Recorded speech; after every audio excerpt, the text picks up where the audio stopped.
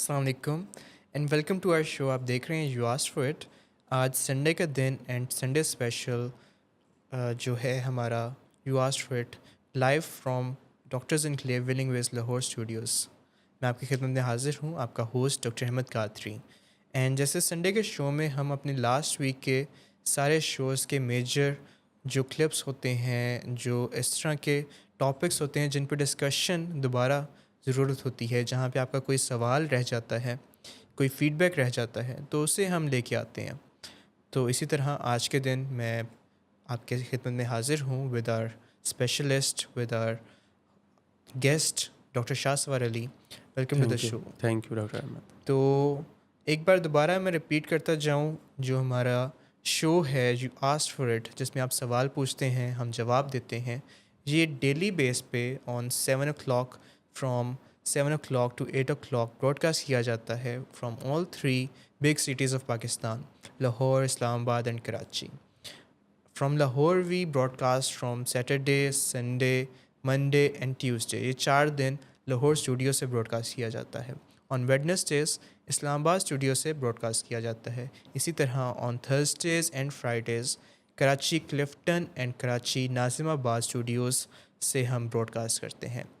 तो through out the week आप तक पैगाम पहुंचाते हैं अवेयरनेस का, लाइफस्टाइल मॉडिफिकेशन का और जनरल लाइफ स्टाइल का, कि किस तरह लाइफ गुजारनी चाहिए। आज का फोकस जो है शो का, वो on the topic of drug addiction है।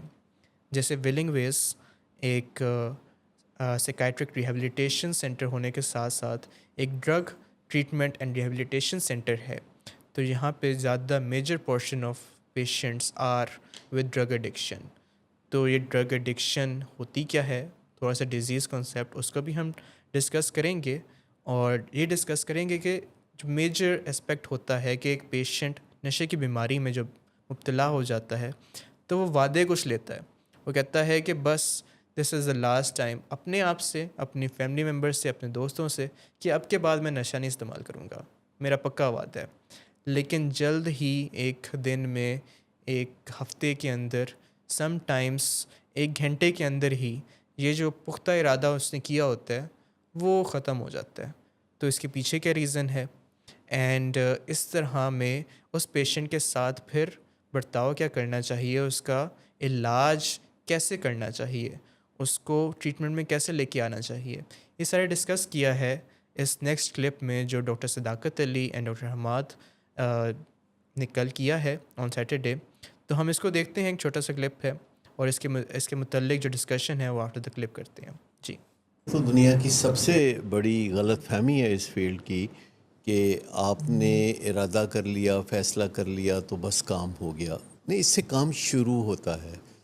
जब आप इरादा कर लेते हैं तो फिर आपको स्किल्स की ज़रूरत होती है, इलाज की ज़रूरत होती है, और इसके अलावा आपको अपना माहौल नए तरीके से तख्लीक करने की ज़रूरत होती है, जिसमें इंसानों को भी आपने एक नई नज़र से देखना होता है और माहौल को, यानी बेजान चीज़ों को भी अपने इर्द गिर्द अच्छे तरीके से तरतीब देना होता है।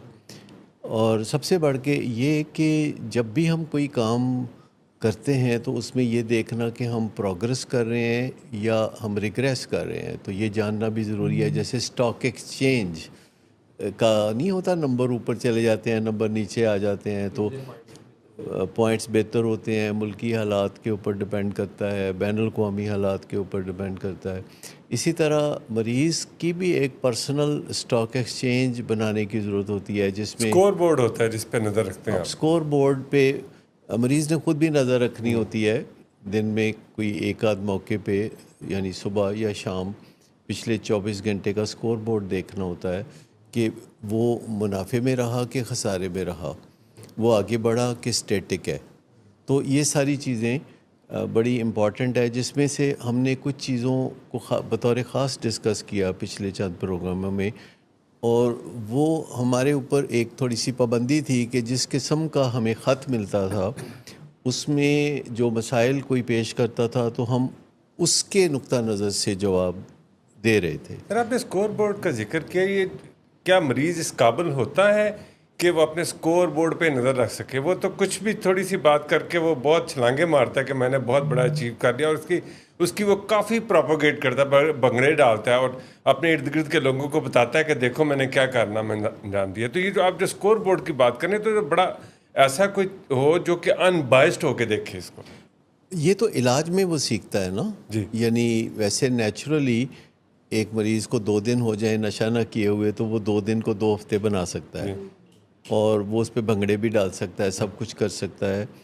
लेकिन इलाज में जब स्ट्रक्चर में आता है मरीज़ और वो नाप तोल सीखता है, डॉक्यूमेंटेशन सीखता है, इलाज में हमने भी बहुत चीज़ें डॉक्यूमेंट करनी होती हैं और मरीज़ों को भी सिखाना होता है कि वो कैसे डॉक्यूमेंटेशन के ज़रिए आगे बढ़ें, ताकि महीने बाद या साल बाद भी वो वापस मुड़ के देखें कि वो कहाँ थे तो अब कहाँ हैं, तो उनको एक वाज़े अंदाज़ा हो सके कि वो उन्होंने तरक्की की है या नहीं की। अगर हम डॉक्यूमेंटेशन नहीं करते तो फिर हमें कोई रोज़ थोड़ी थोड़ी आने वाली तब्दीलियों का उतना इदराक नहीं होता, और बाज़ औक़ात हम उतने पुरजोश नहीं होते जितना कि हमें होने की ज़रूरत होती है। और किसी एक दिन जब कोई सेटबैक लगता है तो हमें लगता है कि हम तो वहीं खड़े हैं। आपने बहुत से नशे के मरीज़ों के वालिदैन को इस चीज़ पे तड़पते देखा होगा कि अगर वो किसी दिन कोई गलती कर बैठता है, स्लिप हो जाता है या रिलैप्स होता है, तो वो समझते हैं कि सब किए पर किराए पे पानी फिर गया है, जबकि ऐसा दर हकीकत नहीं होता। तो ये जो हमने बातें पहले की थी वो मुख्तलिफ़ टॉपिक्स थे जिन पे हमने बातें की थी। आज हम ऑफ टॉपिक होके बात करेंगे कि इन सब चीज़ों को जिनको हमने पहले अलग अलग डिस्कस किया, अब इनको हम कैसे मिला जुला के तो पेश करें कि इनका आपस में एक दूसरे के साथ रब्त क्या है। जिसमें हमने अभी बात की कि स्कोर बोर्ड या स्टॉक एक्सचेंज, हम उसको अपने यहाँ पे स्टॉक एक्सचेंज कहते हैं कि मरीज़ की स्टॉक एक्सचेंज क्या कह रही है, जिसको हम कहें तो बही खाता भी कह सकते हैं कि वो किधर को चल रहा है। और उसमें बहुत सारे फैक्टर्स हैं जिन पे हमें तवज्जो देने की ज़रूरत होती है। फिर कुछ वाइटल बिहेवियर्स होते हैं जिनमें को बहुत लंबा चौड़ा ज़ोर नहीं लगता, उस पर भी हम आज बात करेंगे। जैसे कि ज़िंदगी में आम तौर पर अगर कोई बंदा सिर्फ मुस्कुराने की आदत जमा कर ले अपनी ज़िंदगी में, यानी अपना ले, तो 1 साल के बाद उसकी ज़िंदगी कई गुना ज़्यादा तरक्की कर चुकी होगी अगर वो सिर्फ मुस्कुराते रहने की आदत डाल ले, और इसमें कोई बहुत ज़ोर नहीं लगता।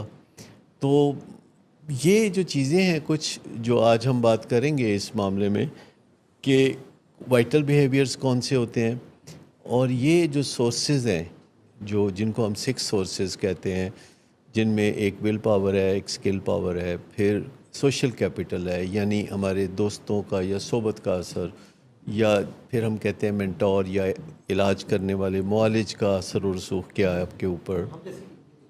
यहाँ पे जैसे टोकन इकोनॉमी फॉलो होती है कि जिसमें आप किसी पेशेंट को ये देखते हैं कि अच्छा वो मुलाकातें कैसी करता है, या अच्छा वो उसका रहन सहन या नज़रियात या ग्रुप अटेंड करना, ग्रुप में किस दर्जे पे अटेंटिव होना, तो वो जो उसके नंबर्स मिलते हैं तो वो भी सेम तरह का कॉन्सेप्ट। वो स्टॉक एक्सचेंज के अंदर ही वो पॉइंट जमा या तफरीक होते हैं। लेकिन मरीज़ की फैमिली से जो मुलाकात होती है जिसमें एक कोच यानी काउंसलर देख रहा होता है, और इसको हम डेलिब्रेट प्रैक्टिस कहते हैं।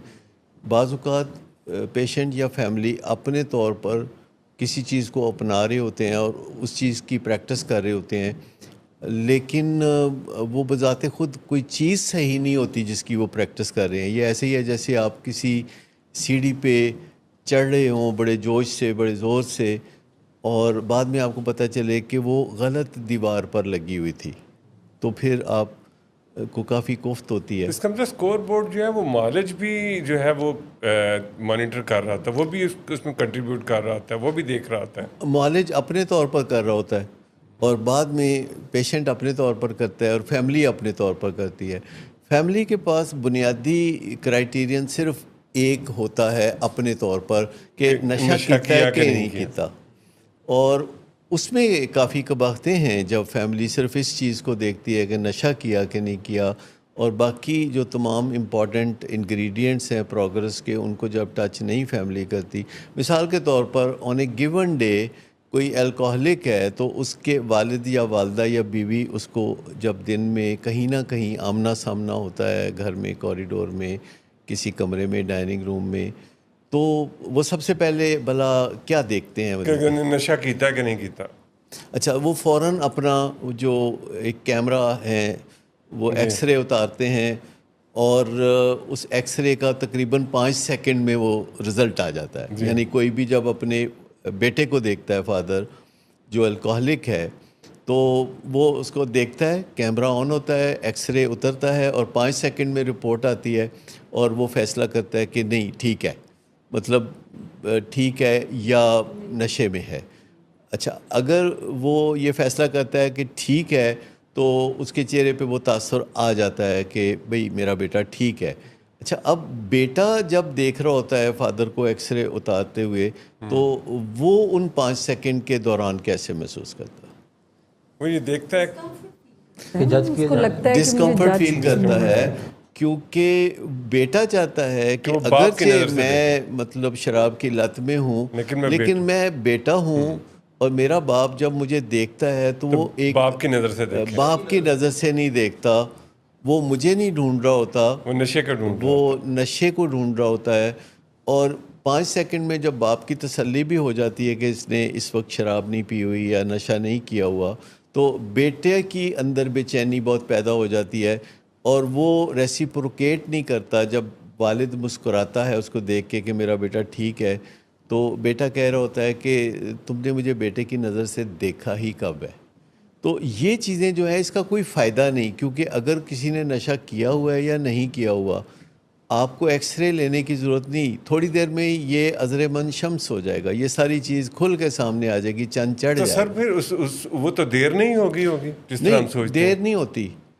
और मतलब बड़ी जल्दी अगर मामूली फ़र्क पड़ता होता नशा करने से तो फिर तो मामला ठीक था कि देर हो गई, लेकिन ये मामूली फ़र्क नहीं पड़ता, सर, थोड़ी देर में ही सोचते हैं, जी पेरेंट्स से सोचते हैं। नहीं, पेरेंट्स के चूँकि स्टेक्स इतने हाई हैं कि वो ये सोचे बिना नहीं रह सकते, लेकिन हम पेरेंट्स को बताते हैं कि देखिए असल जो नतीजा है वो सिर्फ इस बात से नहीं निकलता कि उसने नशा किया है कि नहीं किया। सबसे पहली बात जो होती है किसी भी फैमिली में जब नशे की बीमारी होती है तो तसादम बहुत देखने में आता है, झगड़ा, लड़ाई, फसाद बहुत देखने में आता है।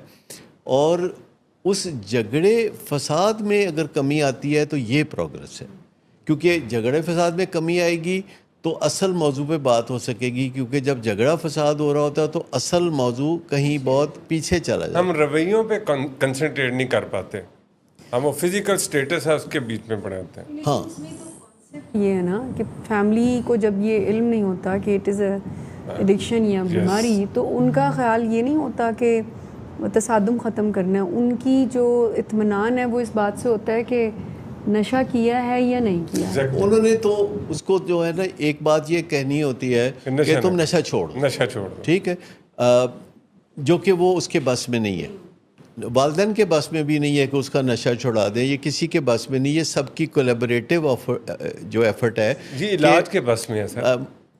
मैं सब बता रहा हूँ कि एक तो ये उस पेशेंट की और उसकी फैमिली की और इलाज करने वालों की और फिर हमारा जो मालिक और खालिक है उसकी आशीर्वाद चाहिए। ये तो कंबाइंड एफर्ट है और इलाज इसका सिन क्वा नोन है।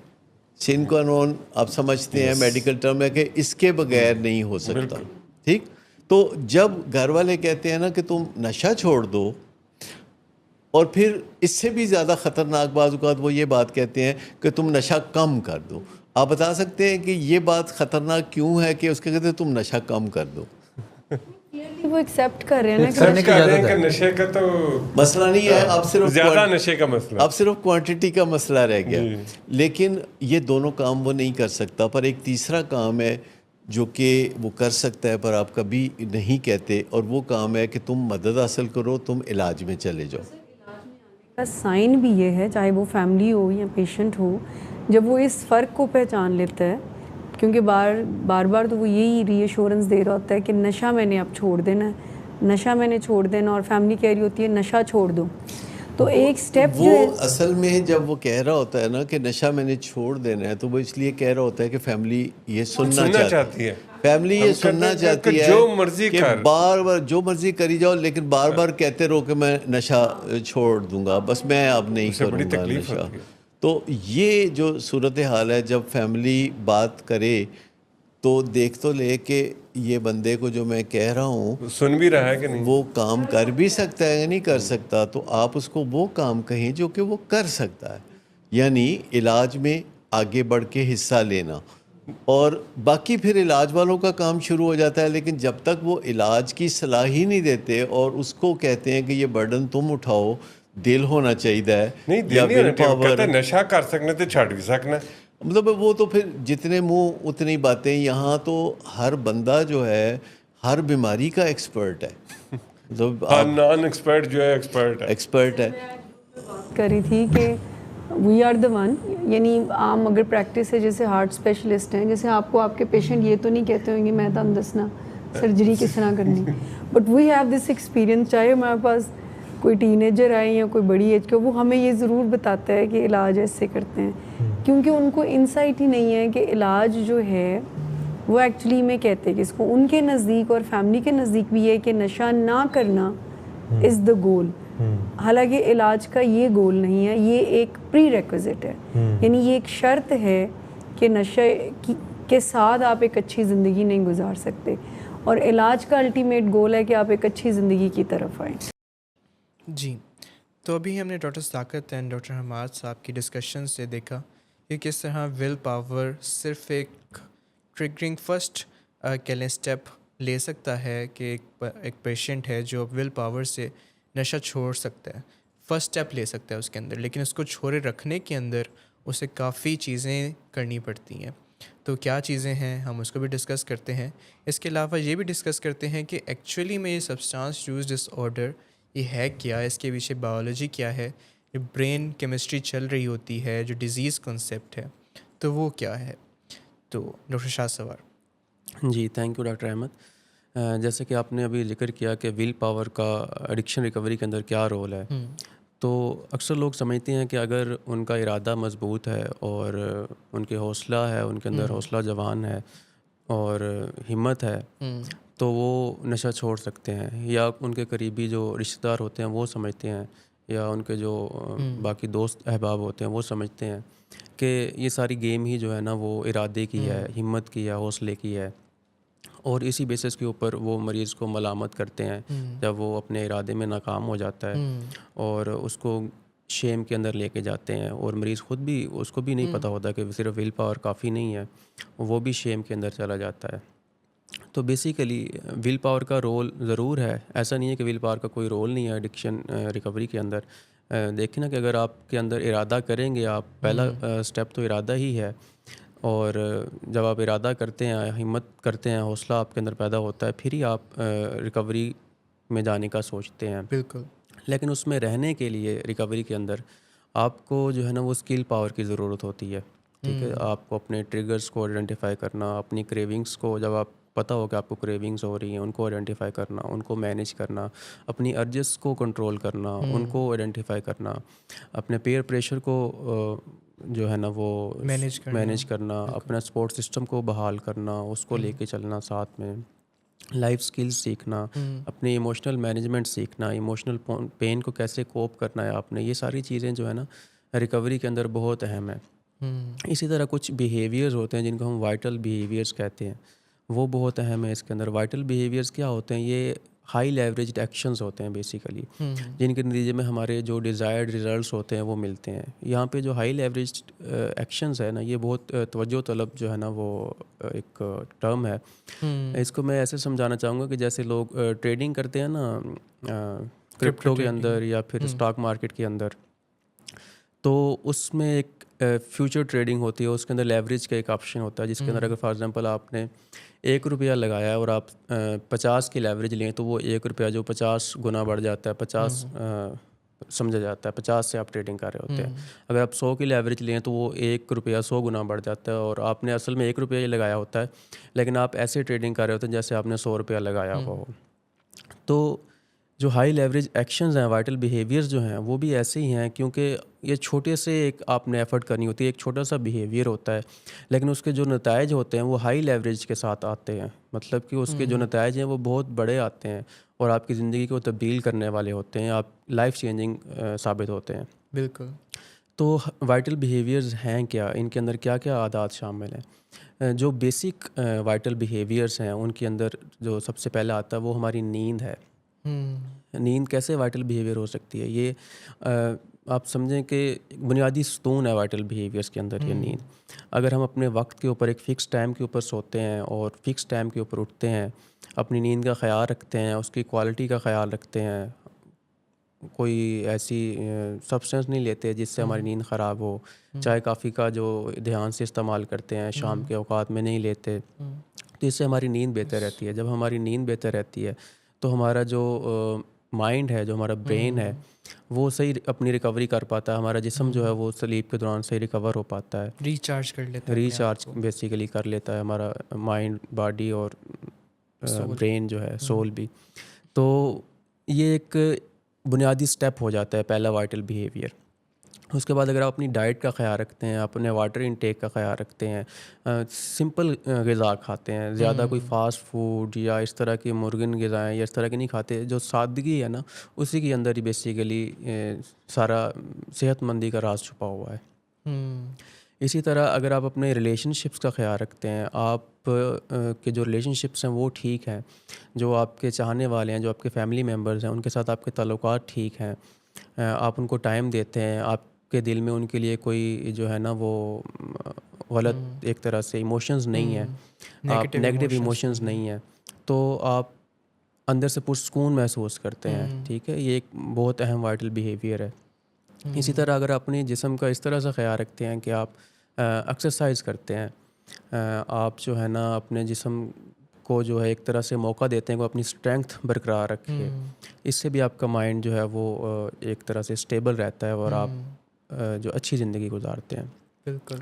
जब ये छोटी छोटी आदतें आप अपना लेते हैं तो इसके बड़े बड़े नताइज फिर मिलते हैं आपको। हमें लगता है या लोगों को, अक्सर लोगों को ये लगता है, या जो एडिक्शन के अंदर लोग होते हैं उनको लगता है कि शायद ज़िंदगी के अंदर उन्होंने कोई बड़ा फ़ैसला करना है जिसके बाद जो है ना वो ठीक हो जाएंगे बिल्कुल अचानक से। जैसा कि उन्होंने इरादा किया है कि उन्होंने नशा छोड़ दिया, एक बहुत पुख्ता इरादा कर लिया, इतना पुख्ता कि उनको एक डिल्यूजन आप उसको कह सकते हैं कि बंदा इतना फॉल्स और फिक्स्ड बिलीफ होता है बंदे का उस टाइम पे कि वो यकीन ही नहीं करता कि उसने ये इरादा किया था और बाद में ये तोड़ दिया इरादा। इतना पुख्ता इरादा और तोड़ दिया, ये कैसे हो सकता है? तो जब इतना पुख्ता इरादा बंदा कर लेता है और फिर तोड़ देता है, तो इसको मेंटेन करने के लिए आपको वाइटल बिहेवियर्स जो हैं वो आपकी हेल्प करते हैं कि आप वाइटल बिहेवियर्स को अगर अपना रहे हैं तो आप वो इरादे को तोड़ते में, मतलब तोड़ने में मुश्किल होती है आपको, आप उसके ऊपर कंसिस्टेंट रहते हैं। और जब आप इन वाइटल बिहेवियर्स को अपनाते हैं, ये छोटे छोटे रवैये जो हैं जिनका हमें लगता है कि शायद कोई ख़ास फ़ायदा नहीं है, तो बड़े नताइज सामने आते हैं। जैसा कि आप रिकवरी के अंदर रहते हैं, आप सोबर रहते हैं। इसी तरह अगर जो है आप वाइटल बिहेवियर्स को, और इसकी मैं ऐसे मिसाल देना चाहूँगा कि विल पावर की और वाइटल बिहेवियर की। जैसे एक पेशेंट है, अगर उसने जो है इरादा किया है कि मैंने अब नशा नहीं करना, और वो लेकिन उसने कोई उसके लिए कोई अमली इक़दाम नहीं किया, कोई स्किल नहीं सीखी, कोई हेल्प नहीं ली, उसने किसी स्पोर्ट ग्रुप को ज्वाइन नहीं किया, कोई प्रोफेशनल हेल्प नहीं ली, तो जितना मर्ज़ी उसका पुख्ता इरादा हो तो वो रिलैप्स कर जाता है। बिल्कुल। लेकिन अगर एक पेशेंट है, उसने इरादा किया है, उसके बाद स्किल्स सीखी हैं और जो है ना वो अपनी इलाज के अंदर शामिल हुआ है, डिटॉक्सिफिकेशन वगैरह सारे स्टेप से गुजरा है, और उसके बाद भी उसको पता है कि ये एक, उसने डिजीज़ कंसेप्ट को समझा है, उसको पता है कि ये एक क्रोनिक बीमारी है, तो वो जो है ना ज़्यादा रिकवरी के अंदर रहता है, रिलैप्स नहीं होता, उसके रिलैप्स के चांसेस बहुत कम हो जाते हैं। इसी तरह आपने जो बेसिकली हमने समझना ये है कि जो एडिक्शन है ना, ये एक स्प्रिंट नहीं है, ये एक मैराथन है जिसके अंदर आपको जो है ना लंबी दौड़ में चलना है और उसके लिए आपको तैयारी करनी है। बिल्कुल। जो विल पावर है वो हमारी नशे के अंदर कमज़ोर हो जाती है। बेसिकली जो है ना नशा हमारे दिमाग के कुछ हिस्सों को मुतासर करता है, जैसे कि हमारा प्री फ्रंटल कॉर्टेक्स है जो कि फ़ैसला साजी में बहुत अहम किरदार अदा करता सारे है हमारी, डिसीजन मेकिंग में बिल्कुल काम करता हमारे इम्पल्स को कंट्रोल करता है। जो हमारे एक तरह से इम्पल्स उठती हैं और हम उन पे फ़ौरी तौर पे अमल कर लेते हैं, तो अगर हमारा प्रीफ्रंटल कॉर्टेक्स स्ट्रांग है तो वो ये देखता है कि किसके ऊपर मैंने अमल करना है, कौन और किस पे अमल नहीं करना, फिल्टर कर देता है। फ़िल्टर करता है, बिल्कुल। तो जब लेकिन बंदा एडिक्शन के अंदर होता है तो ये चीज़ ख़राब हो जाती है और ये कंट्रोल ख़त्म हो जाता है। फिर बंदा जो है ना वो मेरी पेशेंट जो है इम्पल्सिव ज़्यादा हो जाता है। जो सोच आती है उस पर अमल कर दिया। इसके साथ साथ वो डोपामीन हाईजैक सिस्टम भी हो जाता है, रिवॉर्ड पाथवे जितने भी बिल्कुल वो नताइज से लापरवाह हो जाता है। बिल्कुल। इसी तरह इसके साथ साथ जो हमारा लिम्बिक सिस्टम है वो ओवर एक्टिवेट हो जाता है। जो हमारी ख्वाहिशात होती हैं, जो हमारे जज्बात होते हैं, हम उनके ऊपर चलने लग जाते हैं। और जो ऐसी वो आती हैं, अगर हमारा दिल कर रहा है नशा करने का तो हम नशा करने लग जाएंगे। अगर हमारा दिल कर रहा है कि हम लंबी ड्राइव पे जाएँ, वो करने लग जाएंगे। अगर हमारा दिल कर रहा है कि यहाँ से जंप कर लूँ, वो जंप करने लग जाते हैं। इसी तरह जो हमारा रिवार्ड सर्किट है वो ख़राब हो जाता है। जो हमारा वेंट्रल टैगमेंटल एरिया है ब्रेन के अंदर, जहाँ से डोपामिन पैदा होती है और जो कि बहुत अहम किरदार अदा करती है रिवार्ड सर्किट के अंदर, तो वो ख़राब हो जाता है। नशा जो है उसको हाईजैक कर लेता है और हम जो है ना वो फाल से एक खुशी के पीछे चलने लग जाते हैं और हमें लगता है कि यही खुशी असल खुशी है जो केमिकल से मिलती है। और ज़िंदगी के अंदर जो बाकी खुशियाँ हैं वो हम रिक्लेम नहीं कर पाते। तो इस सब के अंदर जो हमारे वाइटल्स बिहेवियर्स हैं उनको अपनाना और विल पावर को के साथ साथ स्किल पावर को सीखना ये बहुत अहम है। बिल्कुल। इसके साथ साथ वो हमारी जो एसोसिएशंस बन जाती हैं, हमें उनको भी रिकग्नाइज़ करने की ज़रूरत पड़ती है। जैसे कि कुछ लोगों के साथ नशा इस्तेमाल करना, कुछ जगहों पे जाके नशा इस्तेमाल करना, कुछ वाक़यात पे, कुछ डेट्स के ऊपर, जैसे कि ईद का दिन है, कोई न्यू ईयर्स है, कोई फ्रेंड की बर्थडे है, तो इन इवेंट्स के ऊपर नशा ज़्यादा इस्तेमाल करते करते हमारी एसोसिएशंस बन जाती हैं। बिल्कुल डॉक्टर अहमद, जैसे कि विल पावर को अगर हम देखें कि हमारी कमज़ोर क्यों हो जाती है। जब किसी ने इरादा किया हुआ है कि उसने नशा छोड़ना है तो विल पावर कमज़ोर क्यों हो जाती है। जैसे आप अभी जिक्र कर रहे थे कि एसोसिएशंस का, तो जब हमारे वो ट्रिगर्स हमें जकड़ते हैं, एक तरह से हमारे ऊपर हमलावर होते हैं, तो विल पावर हमारी, हमने जितना मर्ज़ी मजबूत इरादा किया हुआ था, अगर हमने रिलैप्स प्रिवेंशन प्लानिंग नहीं की हुई तो हम दोबारा से रिलैप्स में चले जाते हैं। इसी तरह जब विड्रॉल सिम्टम्स किसी को आती हैं, उसने जितना मर्ज़ी पुख्ता इरादा किया हुआ था तो वो विड्रॉल सिम्टम्स को कोप नहीं कर पाता। उसको अगर पोस्ट एक्यूट विड्रॉल्स हो रहे हैं तो उनको वो कोप नहीं कर पाता और दोबारा से उस एडिक्शन के अंदर चला जाता है। तो इसलिए ये समझना ज़रूरी है कि विल पावर से सिर्फ नशा नहीं छोड़ा जा सकता। कुछ जो नशे हैं उनके फ़िज़िकल विड्रॉल ज़्यादा होते हैं, कुछ नशों के जो है ना वो साइकोलॉजिकल विड्रॉल ज़्यादा होते हैं। तो हमें ये समझने की ज़रूरत है, उन सब चीज़ों को साथ लेकर चलने की ज़रूरत है। और फर्स्ट स्टेप इसमें आई गेस यही बनता है कि हम एडिक्शन की बीमारी को बीमारी ही समझें। It is a physical illness जिसके अंदर फ़िज़िकल के साथ साथ इमोशनल, मेंटल, सोशल, स्पिरिचुअल सारे डोमेन्स अफेक्ट होते हैं। तो अगर हम बीमारी को बीमारी समझेंगे तो उसका इलाज भी लेके आएंगे, उसको इलाज में भी लेके आएंगे। तो ये तो सारी डिस्कशन थी रिगार्डिंग विल पावर और सब्सटेंस यूज़ डिसऑर्डर। हम एक लेते हैं छोटा सा ब्रेक और ब्रेक के बाद डिस्कस करेंगे कि इसी तरह ये ड्रग एडिक्शन के अंदर बाकी जो साइकेट्रिक डिसऑर्डर्स हैं वो कैसे आ जाते हैं और क्या क्या सिम्टम्स और साइंस और वायलेंस आ जाती हैं, इनके पीछे सारी बायोकेमिस्ट्री, इनके पीछे रीजंस क्या हैं। तो अभी लेते हैं एक छोटा सा ब्रेक।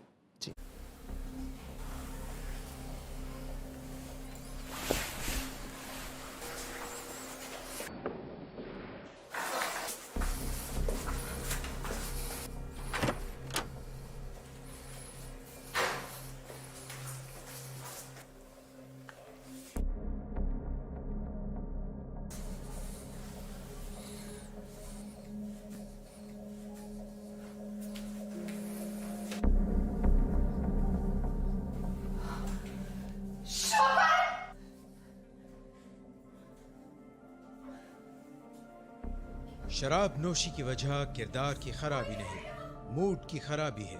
शराब नोशी कभी भी नशे की बीमारी में बदल सकती है।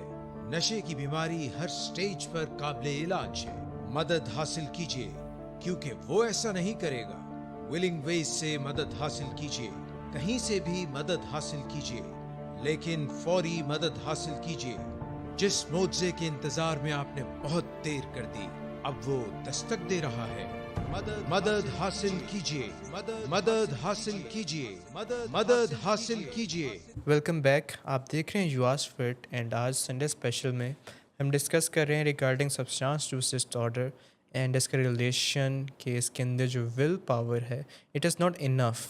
इसके साथ साथ हमें विल पावर के साथ साथ स्किल पावर भी लेने की ज़रूरत पड़ती है ताकि हम पेशेंट्स को आर्म कर सकें, उनको प्रिपेयर कर सकें कि वो वापस अपनी लाइफ के अंदर जब री एंटर होते हैं, जो ट्रिगर्स उनको फेस करने को मिलते हैं, जो क्रेविंग्स आती हैं, तो उनको सबको मैनेज कैसे कर सकते हैं ताकि वो पीयर प्रेशर के साथ, अपने दोस्तों के साथ और जो एसोसिएशंस उनके ब्रेन में बनी होती हैं उनको कैसे मैनेज कर सकते हैं। तो नेक्स्ट टॉपिक जो है it is also regarding drug addiction ही जो सब्सटेंस यूज डिसऑर्डर कहलाता है कि सब्सटेंस यूज डिसऑर्डर के अंडरलाइंग उसके beneath कुछ अदर साइकेट्रिक डिसऑर्डर्स भी चल रहे होते हैं। 3 out of 4 patients of drug addiction या सब्सटेंस यूज डिसऑर्डर को समझा जाता है कि कोई अंडरलाइंग साइकेट्रिक डिसऑर्डर भी चल रहा है, जिनके अंदर बाइपोलर, स्किज़ोफ्रेनिया या डिप्रेशन या OCD, कोई भी psychiatric disorder, even anxiety, generalise anxiety, panic attacks, ये भी हो सकते हैं।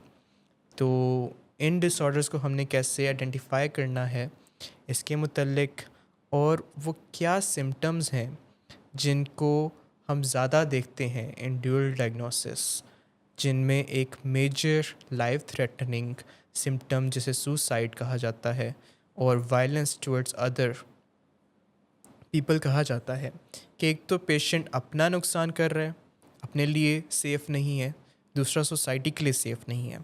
तो ड्रग एडिक्शन में और बाकी साइकेट्रिक डिसऑर्डर्स के अंदर ये टेंडेंसी क्यों इंक्रीज़ हो जाती है, इसी के मुतल्लिक एक छोटा सा क्लिप है from Karachi studios, doctor Wajahat Ali, doctor Usama and doctor Iman Tariq का। तो हम वो देखते हैं एंड उसके मुतल्लिक डिस्कशन करेंगे। जी, कोडिंग होती है, हर बीमारी का एक कोड होता है, तो उस कोडिंग में सब्सटेंस यूज डिसऑर्डर का एक अलहदा कोड है। जिस तरह शिज़ोफ्रेनिया का एक अलहदा कोड है, जिस तरह बाइपोलर का एक अलहदा कोड है, उसी तरह सब्सटेंस यूज डिसऑर्डर का भी एक अलहदा कोड है। इसका मतलब है कि this disease needs treatment and that can be indoor treatment.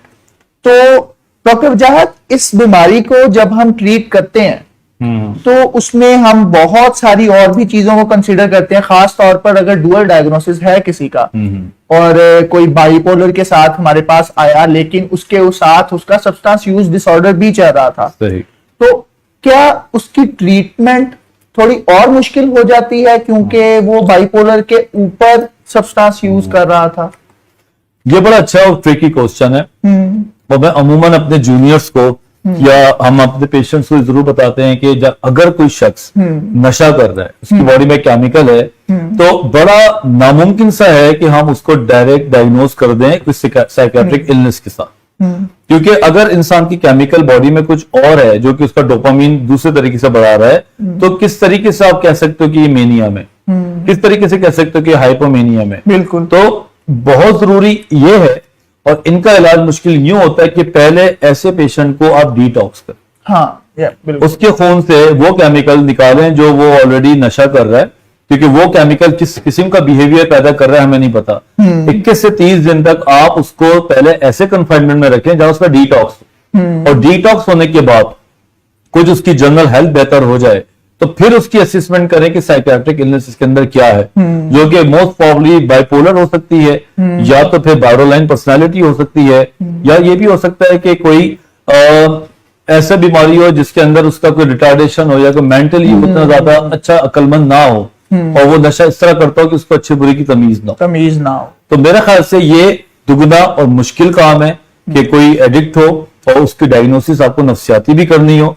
ऐसे में फैमिली को मैं हमेशा कहता हूं कि फैमिली को सब्र से काम लेना चाहिए, वो अपने डॉक्टर्स को समझे, वो उस सब्र को समझे जो कि एक दिन के बाद दूसरे दिन हम पेशेंट के लिए बेहतरी कर रहे होते हैं। बिल्कुल। अमूमन फैमिलीज का अलमिया ये है, हमारी विलिंगनेस की फैमिलीज को तो हमने इस चीज को समझा दिया है और बड़े अच्छे तरीके से समझते हैं कि ये इलाज लंबा है, 20 दिन में 25 दिन में कुछ नहीं होने वाला, और जो इस चीज को समझ जाते हैं वो इसकी इफादियात को भी पहुंचते हैं और उनकी रिकवरी जो बहुत बेहतर होती है। तो कम से कम 2-2.5 महीने आप लें, उसके बाद ही आपकी असेसमेंट लेवल जो है वो परफेक्ट होगा और फिर उस पर थेरेपी स्टार्ट। बिल्कुल। तो डॉक्टर वजाहत साहब ने डुअल डायग्नोसिस को बहुत अच्छी तरह एक्सप्लेन किया है।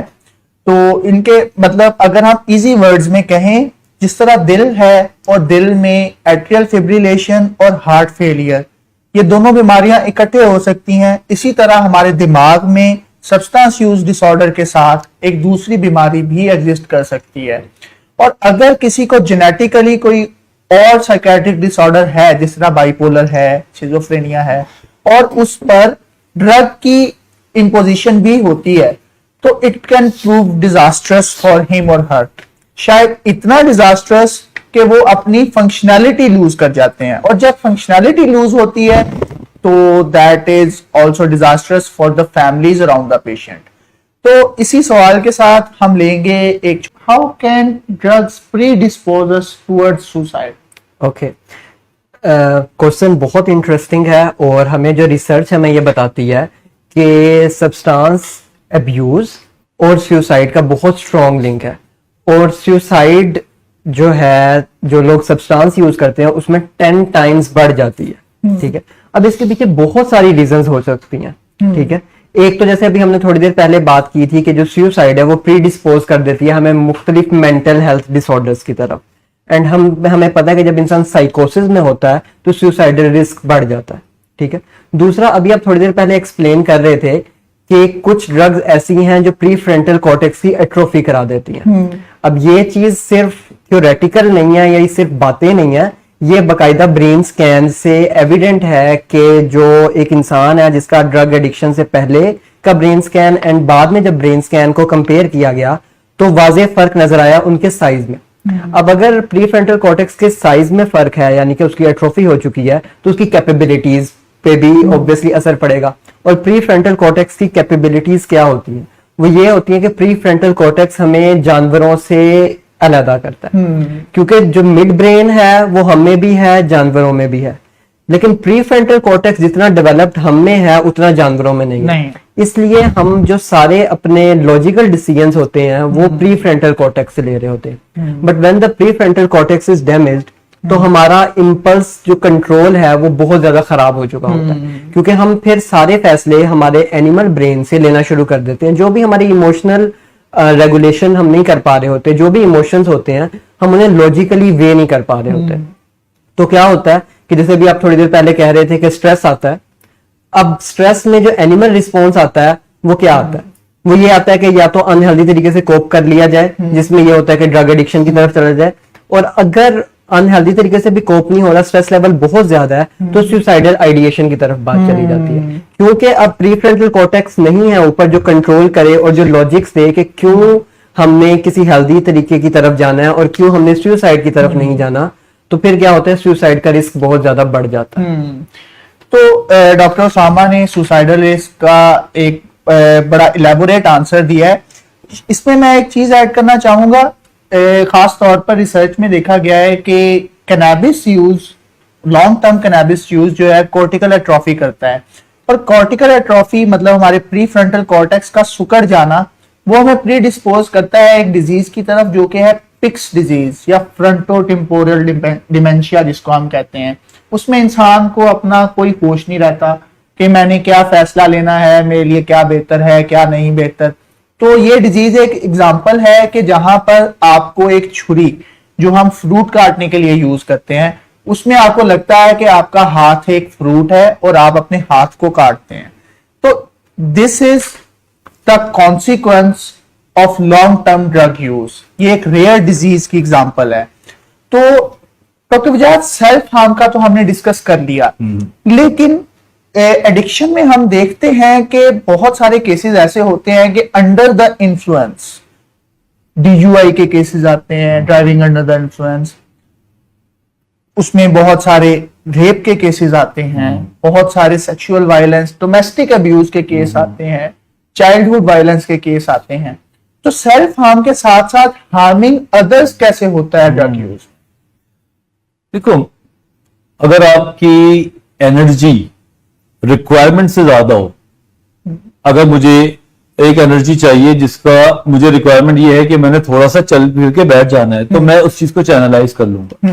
लेकिन अगर आपकी एनर्जी बेतहाशा हो, अंदर आपके अंदर एनर्जी फूट फूट के आ रही है, बिल्कुल, और उसके साथ आपके साथ नेगेटिव थॉट्स आ रहे हैं, आपके अंदर पैरानोया डेवलप हो जाए, आपको डाउट्स आने लगे, दूसरों पे शक करने लगे, तो उस एनर्जी का इस्तेमाल आप बहुत खतरनाक तरीके से कर सकते हैं। बिल्कुल, ठीक है, नशे में कई केमिकल्स ऐसे हैं जो आपकी एनर्जी को बूस्ट कर देते हैं, और वो उतना बूस्ट कर देते हैं कि शायद हमें उतनी एनर्जी किसी काम के लिए नहीं चाहिए।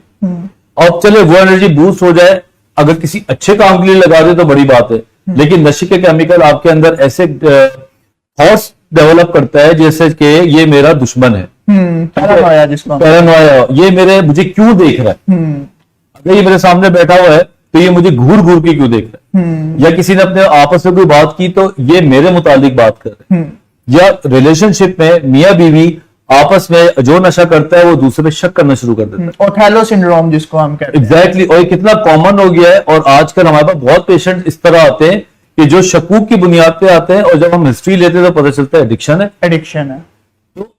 ये जो अचानक मारा मारी है, होमोसाइडल या सुसाइडल या डेलिब्रेटेड सेल्फ हार्म, ये इसलिए ज्यादा होता है कि सारी चीजें एक टाइम पे कनेक्ट हो जाती है। मिसाल के तौर पे एक आदमी बहुत एनर्जेटिक है, डोपामिन लेवल उसका टॉक्सिक लेवल पे बढ़ा हुआ है, उसका थॉट भी बहुत रिलीजियसली आ रही है कि उसकी बीवी या उसका हस्बैंड जो है उसको धोखा दे रहा है। फिर तीसरी बात ये कि उसको वहां पे नाइफ भी मिल गया। तो ये सारी चीजें जो अटैच होती हैं, और दिमागी तौर पे जो फ्रंटल कॉर्टेक्स है वो इन तमाम चीजों को स्कैन नहीं कर पा रहा होता, due to under the influence of drug. अच्छा डिसीजन नहीं ले पा रहे ना। बिल्कुल, वो देखिए ना, अगर कोई चीज में गलत करने जा रहा हूं तो कहीं ना कहीं तो दिमाग बोलेगा ना कि नहीं ये गलत है और ये सही है, डिसइनहिबिट हो जाते हैं। बिल्कुल, वो जो डिसइनहिबिटेड बिहेवियर बन जाता है, एनर्जी प्लस होती है, तो उसके बाद बहुत बड़ा गलत होता है। डॉक्टर समी, हम तो देखते ही हैं यहाँ पे, विलिंग वेज में भी देखते हैं, और हमेशा विलिंग वेज में या किसी रिहैब में अमूमन पेशेंट ये थोड़ी देख के आते हैं कि ये एडिक्शन है और एडिक्ट का ये रिपोर्ट है और रिपोर्ट में ये मसला आ रहा है तो उसका इलाज कर दे। ऐसा तो नहीं है। यहाँ पे इस तरह आता है कि हमारे घर में ये हादसा हुआ और इस हादसे की वजह से ये नुकसानात हो गए, और अब हम क्या करें, तो पता चलता है कि नशा करने वाले की वजह से हो रहा है। हमारे यहाँ सोसाइटी में प्रॉब्लम्स आते हैं जब कोई एडिक्ट ज्यादा एडिक्शन की तरफ जा रहा होता है, हमारी फैमिली में शक बढ़ जाता है, हमारी फैमिली में मारा मारी बढ़ जाती है, चोरी चकारी बढ़ जाती है, और ये तमाम चीजें लेके फैमिली हमारे पास आती है, तो हम उनको बताना शुरू करते हैं कि मेन कॉज ये है कि the person who is been taking drugs since ages, इसको डिटॉक्सिफाई करना होता है। इसको डिटॉक्सिफाई करना होता है। और शायद इसमें जब किसी को एडिक्ट हार्म कर देता है और पानी सर से गुजर चुका होता है, फिर फैमिली को उसके कॉन्सिक्वेंसेस भी बियर करना पड़ते हैं, और फिर वो एक बहुत लंबा सफर है, कोर्ट कचहरियों के चक्कर और ये सब कुछ, उसमें फिर फैमिली की अपनी मेंटल हेल्थ खराब होती है। बेशक बेशक। और शायद इसमें नाजरीन हम एक और बात भी देख सकते हैं कि उस विशियस साइकिल में जहां पर ड्रग का ये सारा सिस्टम शुरू होता है, और उस पिट में गिरते गिरते गिरते गिरते आप इतना गिर जाते हैं कि वहां पर कोई मेंटल हेल्थ प्रोफेशनल आकर आपको रस्सी भी फेंके तो वहां से आपका निकलना बहुत मुश्किल होता है। तो अच्छी बात यह है कि we should think to control this disease in the start. जी, तो अभी हमने क्लिप से देखा कि जो ड्रग एडिक्शन है और जब इसके साथ कोई और डायग्नोसिस रिलेशन में आ जाता है, कोई अंडरलाइंग साइकेट्रिक डिसऑर्डर जिसमें बाइपोलर या डिप्रेशन, एंजाइटी डिसऑर्डर आ सकता है, तो उनको सेपरेटली डायग्नोस करना बहुत इम्पॉर्टेंट है, क्योंकि right diagnosis is the key of treatment as well. कि किस तरह पेशेंट की तरफ हम काम करेंगे, सीबीटी के अंदर क्या ट्रिगर्स, क्या क्रेविंग्स को मैनेज करने की तरफ लेके जाएंगे। अगर कोई मेडिसिनल हेल्प की ज़रूरत है, कोई मेडिकेशन की ज़रूरत है, तो वो प्रिस्क्राइब की जाएगी। तो इसी के मतलब डॉक्टर शाह सवार से जानते हैं कि DSM-5 क्राइटेरिया वो क्या कहती है और हम इसको कैसे अप्रोच कर सकते हैं। जी thank you doctor Ahmad. DSM-5 जो साइकेट्री की एक समझ लें कि पूरी क्लासिफिकेशन है, बाइबल है एक तरह से, सब डिसऑर्डर्स उसके अंदर मेंशन्ड है।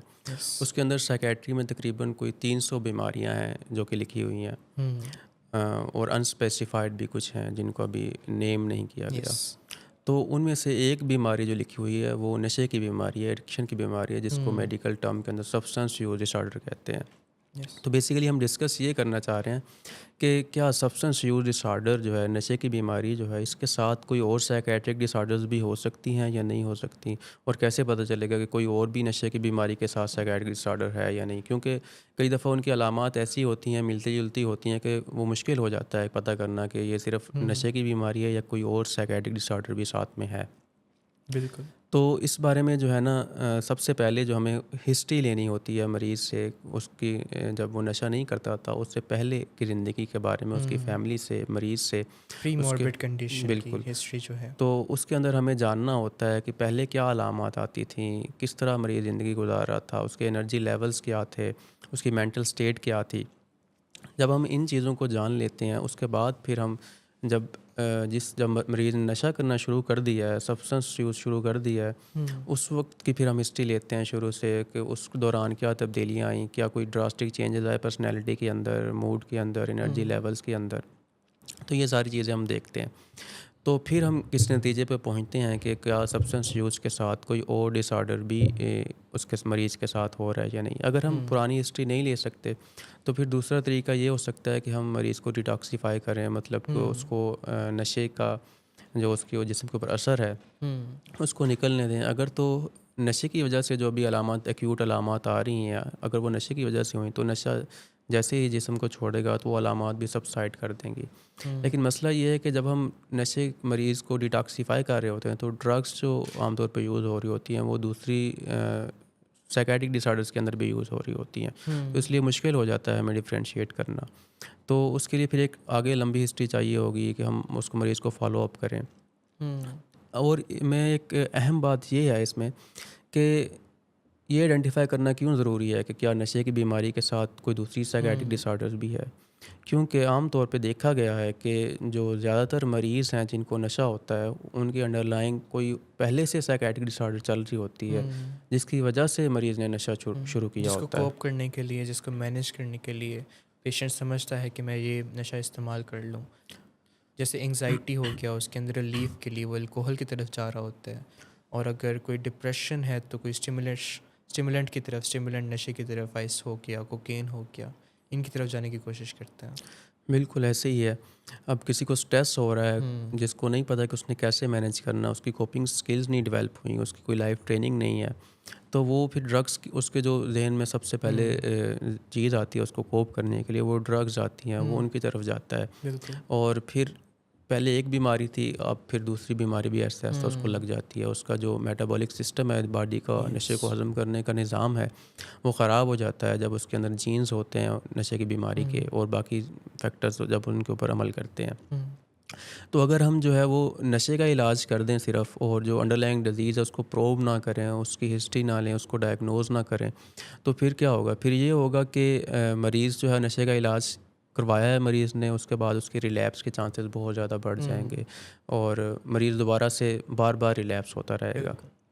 इसलिए हम जो उसकी अंडरलाइंग कॉज है उसको तो एड्रेस कर ही नहीं रहे। बिल्कुल। तो अंडरलाइंग कॉज की वजह से दोबारा नशे की तरफ उसका रुझू जो है वो इंक्रीज़ हो जाएगा। बिल्कुल। और इसी तरह अगर हम सिर्फ जो साइकेट्रिक डिसऑर्डर है जो अंडरलाइंग है, सिर्फ उसका इलाज कर दे और नशे का इलाज ना करें, हम कहें कि भाई हुआ तो इस वजह से था ना, बाइपोलर की वजह से, या इस वजह से हुआ था ना कि डिप्रेशन था इसको, तो अब हम डिप्रेशन का या बाइपोलर का इलाज कर देते हैं, नशा खुद ब खुद छूट जाएगा, नशे का इलाज करने की क्या ज़रूरत है। उसमें ये होगा कि जब आप डिप्रेशन के लिए या बाइपोलर डिसऑर्डर के लिए या साइकोसिस के लिए, स्किज़ोफ्रेनिया के लिए या एंग्जाइटी के लिए पेशेंट्स को मेडिकेशन दे रहे होंगे, सपोर्ट फ्राहम कर रहे होंगे, साइकोथेरापी में उसको शामिल करेंगे, तो वो तो इलाज हो रहा होगा। लेकिन जो नशे की वजह से वो जो नशा कर रहा है, वो सारी दवाइयों का वो असर उसका नहीं रहेगा, वो दवाइयों का असर बेकार चले जाएगा दवाइयाँ, वो मेंटल स्टेट नहीं रहेगी उसकी, वो केमिकली इंड्यूस्ड मेंटल स्टेट में होगा। केमिकल जो कि वो नशा कर रहा है उसके इन्फ्लुएंस में होगा, वो उसको रिसेप्टिव नहीं होगा पेशेंट। तो ये सारी चीज़ें फिर इसलिए दोनों का इंटीग्रेटेड ट्रीटमेंट जो है ना वो बहुत ज़रूरी है। अब इसके ट्रीटमेंट के अंदर क्या स्टेप्स आते हैं, जो मैं थोड़ा सा अगर एक्सप्लेन करूं तो इसके अंदर सबसे पहले तो जो है ना आपने मरीज़ को मेडिकेशन से आप डिटॉक्सीफाई करते हैं एक तरह से। दोनों आपने इसके जो प्राइमरी डिसऑर्डर है और जो सब्सटेंस यूज डिसऑर्डर है, दोनों को साइकियाट्रिक डिसऑर्डर को साथ लेके चलना है। जब मरीज़ डिटॉक्सिफाई हो जाता है उसके बाद आप मेडिकेशंस के ज़रिए उसको मूड स्टेबलाइज़र दे सकते हैं, एंटीसाइकोटिक्स दे सकते हैं, या नशे के इलाज में जो डिफरेंट ड्रग्स हैं उनके जो क्रेविंग्स को कंट्रोल करने की दवाइयाँ होती हैं, जैसे अल्कोहल या हेरोइन वगैरह, इनके जो क्रेविंग्स को कंट्रोल करती हैं, जैसा कि नैलट्रेक्सोन है उसके लिए, ओपियाइड्स के लिए, तो वो यूज़ कर सकते हैं आप मेडिकेशन इसके अंदर। इसी तरह जब मेडिकेशन मेंटल, जब वो पेशेंट स्टेबलाइज होता है, उसका मेंटल स्टेट जो है वो एक स्टेबल सतह पे आती है, उसके बाद आप उसकी साइकोथेरापी में शामिल करते हैं, आप उसको सीबीटी कॉग्निटिव बिहेवियरल थेरापी के अंदर शामिल करते हैं, आप उसको डायलेक्टिकल बिहेवियर थेरापी की स्किल्स सिखाते हैं जिससे वो अपने इमोशंस को कंट्रोल कर पाता है। इसके बाद आप उसकी सोशल रीइंटीग्रेशन के ऊपर काम करते हैं, आप उसकी रिलैप्स प्रिवेंशन प्लानिंग के ऊपर काम करते हैं ताकि वो रिलैप्स ना करे अपनी डिज़ीज़ के अंदर, चाहे वो नशे की बीमारी है या फिर वो दूसरी साइकाइट्रिक डिसऑर्डर है, उसके अंदर इंसाइट पैदा करने की कोशिश करते हैं। और जो दूसरी बात मैंने बताई कि सोशल रीइंटीग्रेशन, उसके अंदर आप मरीज़ को उसकी रिहैबिलिटेशन इस तरह से करते हैं कि वो अपनी ज़िंदगी के अंदर, अपनी तालीम के अंदर, अपने काम के अंदर, अपनी फैमिली के अंदर दोबारा से शामिल हो सके और एक अच्छी ज़िंदगी की तरफ जा सके, बजाय इसके कि वो बार बार रिलैप्स हो के मुआशरे के ऊपर और फैमिली के ऊपर बोझ बना रहे। जी बिल्कुल।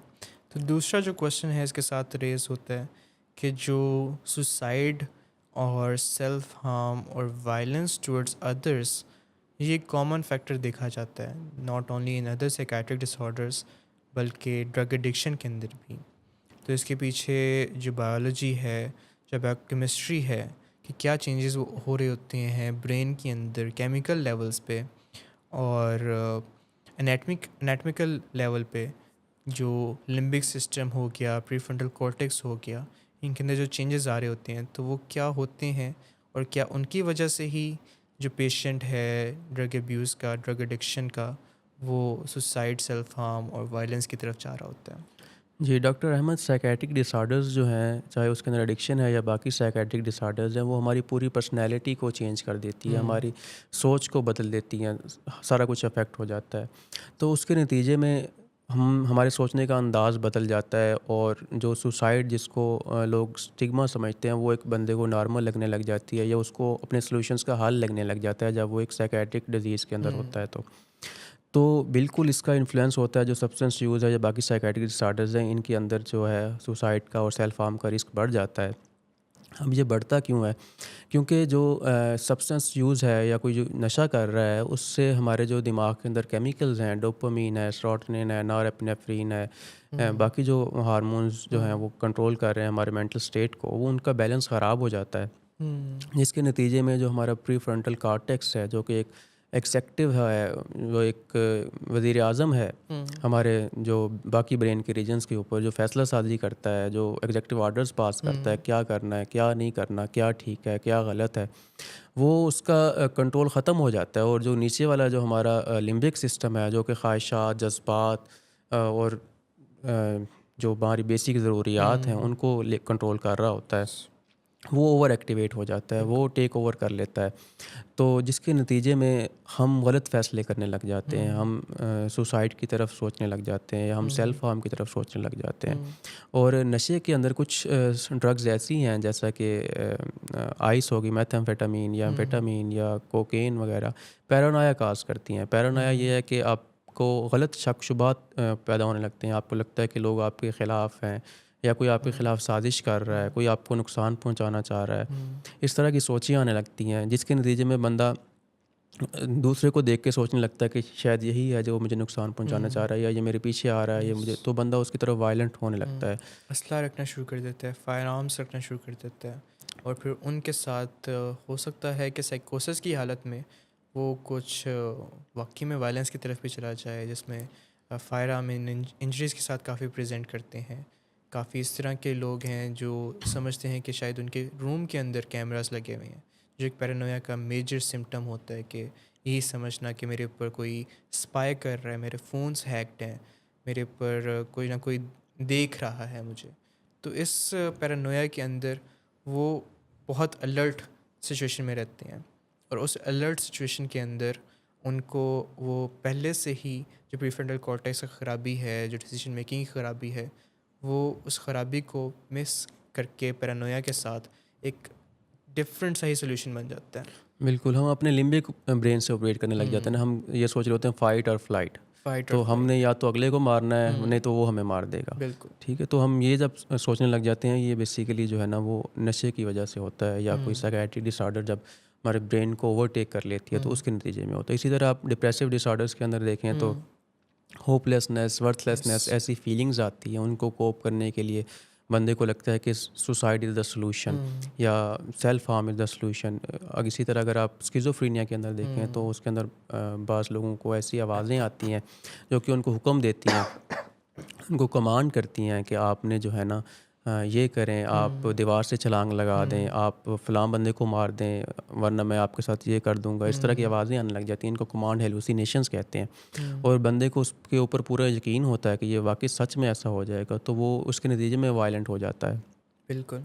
कुछ ड्रग्स के विड्रॉल्स के अंदर भी डिप्रेशन आ जाना इंक्रीज़ हो जाता है, जैसे आइस हो गया, कोकेन हो गया। जब उनके विड्रॉल्स चल रहे होते हैं तो डिप्रेशन पीक पे होता है, जिसके अंदर डिप्रेसिव थॉट्स आ सकते हैं, जिसके अंदर नेगेटिव थॉट्स इंक्रीज़ होते होते वो सुसाइडल आइडिएशन की तरफ जा सकते हैं।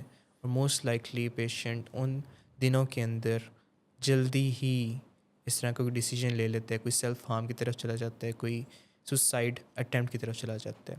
और देखा जाता है, जो साइंस भी कहती है कि पेशेंट सबसे ज़्यादा रिस्क पे होता है सुसाइड के लिए जब वो अपनी ट्रीटमेंट, इंडोर ट्रीटमेंट से वापस घर जाता है, क्योंकि एक एडजस्टमेंट पीरियड से उसे गुजरना पड़ता है, एक न्यूअर स्ट्रेस से गुजरना पड़ता है, जहाँ पे उसको एक सेफ़ इन्वायरमेंट मिल रही थी इंडोर के एरिया के अंदर, जहाँ पे काउंसलर्स, डॉक्टर्स उसके इर्द गिर्द थे, उनकी उस पेशेंट की वाइटल्स हो रहे थे, उनकी थॉट्स पे काम हो रहा था। तो ये जब उसे वहाँ से शिफ्ट किया जाता है टुवर्ड्स आउटडोर, तो आउटडोर सेटअप्स पे ये माइनस आउट हो जाती है सेफ इन्वायरमेंट। बिल्कुल, आप ठीक फरमा रहे हैं कि आउटडोर एक डिफ़िकल्ट पीरियड होता है पेशेंट का एडजस्ट होना। इसके साथ साथ जब बंदा विड्रॉल्स के अंदर होता है तो वो भी बहुत डिफ़िकल्ट होता है, क्योंकि आपका मूड जो है वो जो एक आसमान पे पहुंचा हुआ था ड्रग यूज़ करके, वो धड़ाम से ज़मीन के ऊपर गिरता है और आप जो है, आपको लगता है कि ज़िंदगी किसी काम की नहीं है, कोई मकसद नहीं आपको नज़र आता और आप सुसाइड की तरफ जाना शुरू कर देते हैं। इसी तरह जो मेनिया है बाइपोलर डिसऑर्डर के अंदर, उसके अंदर आपका इम्पल्स कंट्रोल बहुत वीक हो जाता है और आपका जो सेल्फ हार्म और सुसाइड का रिस्क है वो बहुत बढ़ जाता है। अच्छा, हम जब साइकेट्रिक पेशेंट्स की बात करते हैं तो हम आमतौर पे हमारे जहन में यही आता है कि वो जो है ना वायलेंट होते हैं और दूसरों को नुकसान पहुंचाते हैं, लेकिन हमें एक बात हमेशा ध्यान में रखनी चाहिए और वो ये है कि जो साइकेट्रिक पेशेंट्स हैं उनको भी रिस्क होता है ऑफ हार्म फ्रॉम अदर्स। इस चीज़ को हमें ज़रूर इवैल्यूएट करना चाहिए। और जब हम जो भी हमारे पास साइकेट्रिक पेशेंट्स हैं उनकी रिस्क असेसमेंट सुसाइड के लिए, सेल्फ हार्म के लिए बहुत ज़रूरी है, क्योंकि लोग इसको नहीं बोलते नहीं है, आमतौर पे इसके बारे में बताते नहीं हैं। उनको लगता है कि अगर किसी साइकेट्रिक पेशेंट को भी ये लगता है अगर उसने बताया कि उसको सुसाइडल थाट्स आती हैं, इंटेंशन है उसके, या उसका कोई प्लान है सुसाइड का, तो उसको मजाक उड़ाया जाएगा उसका, या उसको कहा जाएगा कि ये कैसे सोच रहे हो। उनके जहन में भी ऐसा होता है, तो हमें जो है ना खुद से पूछना चाहिए उनसे उनके इंटेंशन के बारे में। इवन के कुछ प्रोफेशनल्स ये भी समझते हैं, जो एक मिसबिलीफ है कि शायद पूछने से इंड्यूस हो जाएगा, लेकिन साइकाइट्री ने, रिसर्च ने साबित किया है कि इस तरह का कोई नहीं है। हमें हमेशा हर इंटरव्यू के अंदर, साइकाइट्रिक इंटरव्यू के अंदर सुसाइडल आइडिएशन, सुसाइडल अटेम्प्ट्स, इन सब को रूल आउट करना है और पूछ के ही हो सकता है। बिल्कुल, और सबसे बड़ा रिस्क जो सुसाइड का है वो प्रीवियस सुसाइड अटैम्प्ट है। अगर किसी ने पहले से कोई धमकियां दे रहा, आप उसको बिल्कुल भी हमें जो है इग्नोर नहीं करना चाहिए, या ये नहीं करना चाहिए कि ये कोई ड्रामेबाजी कर रहा है मरीज़ या इस तरह। तो हमें उनको सीरियस लेना चाहिए और उनके साथ बैठ के बातचीत करनी चाहिए और उस मसले का हल निकालना चाहिए। तो बेसिकली हमने देखा कि जो असल मज़ा है ज़िंदगी का वो सोब्राइटी के अंदर है। आप जो अब एडिक्शन के अंदर हैं या किसी भी दूसरी साइकेट्रिक डिसऑर्डर के अंदर हैं, तो जो अगर आप मज़े से ज़िंदगी गुजारना चाहते हैं और आप एक सुकून वाली ज़िंदगी गुजारना चाहते हैं, तो आपको ट्रीटमेंट के अंदर आना है और एक सोबर लाइफ गुजारनी है। बिल्कुल। तो यही हमारा मैसेज होता है अवेयरनेस प्रोग्राम का और लाइफस्टाइल मॉडिफिकेशंस का, कि जो हम डेली बेसिस पे 1 आवर शो करते हैं फ्रॉम 7 o'clock to 8 o'clock, वो अवेयरनेस प्रोग्राम को इंक्रीज़ करने के लिए करते हैं कि हम अपनी बीमारियों को, अपनी डिफ़िकल्टीज़ को जानें, जहाँ पे हम उनको अपने हद तक अपने घर में रहते हुए डील कर सकते हैं, मैनेज कर सकते हैं, हम वो करें। और जहाँ पे हमें किसी प्रोफेशनल की मदद की ज़रूरत है, प्रोफेशनल की हेल्प की ज़रूरत है, तो हम उसको भी सीख करें। तो आज के शो के लिए इतना ही। दोबारा मुलाकात होगी कल के दिन with a new topic, with a new guest. तो अभी के लिए अल्लाह हाफ़िज़।